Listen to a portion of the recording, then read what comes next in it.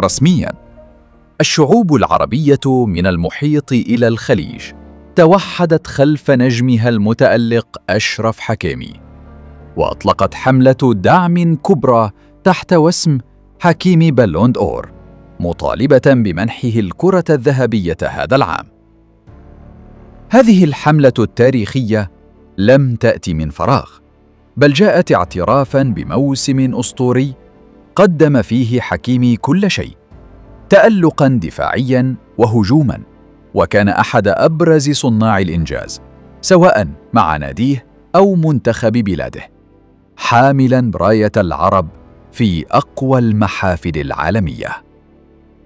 الجميع متفق أن أشرف حكيمي يستحق الكرة الذهبية عن جدارة، ليس فقط لمهاراته داخل الملعب، بل لأخلاقه العالية وتأثيره الملهم للشباب العربي في كل مكان. اليوم الرسالة واضحة: الكرة الذهبية مكانها مع من يستحقها فعلاً، ومع حكيمي الذي بات رمزاً للأمل والطموح العربي.